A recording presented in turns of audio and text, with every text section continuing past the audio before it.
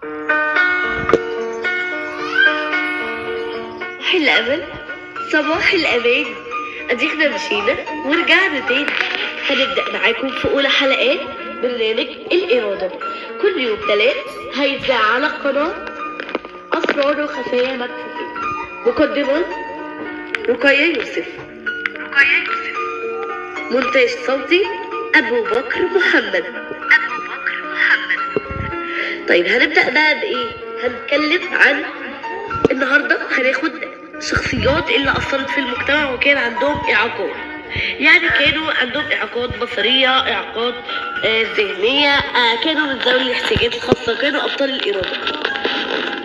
وكل يوم تلات هناخد حد منهم وهيبقى بطل القصة لويس برايل. عايزين بقى نسأل سؤال كده في أول الحلقة، هل لغة البرايل دي حد يعرفها؟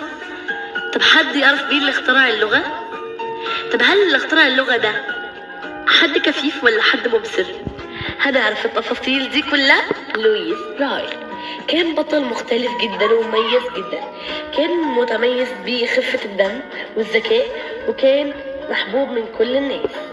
اتولد 1809 وهو طبعا مع والده اتولد سليم جدا. كانوا الناس بيحسدوه على جماله لان هو كان في غاية من الجمال، فطبعا الناس كانوا بيحسدوه على جماله.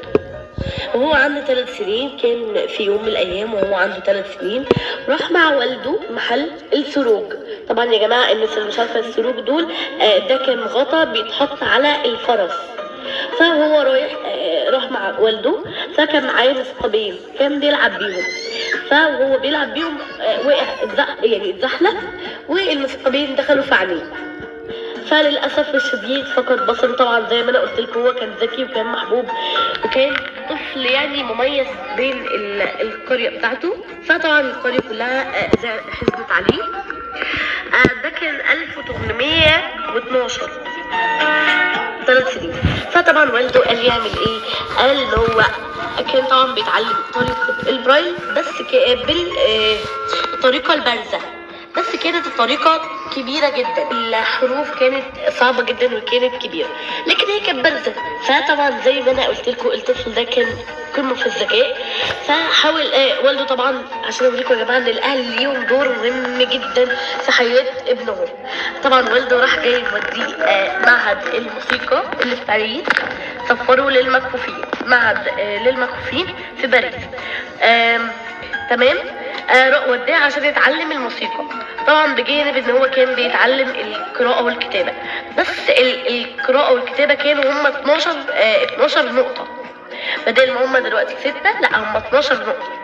فحاول لويس برايل طبعا زي ما احنا عارفين ان هو كان ذكي جدا، حاول ان هو يقلل من عدد النقاط، ويقلل من شكلها لحد ما بقت 6 نقاط. وعلشان كده ده فعلا بطل. وطبعا اتكرم وهو عنده 10 سنين اتكرم في المعهد الموسيقى في المعهد اللي في باريس خاص بالمكفوفين. وطبعا حقيقي لازم نشكره جدا جدا.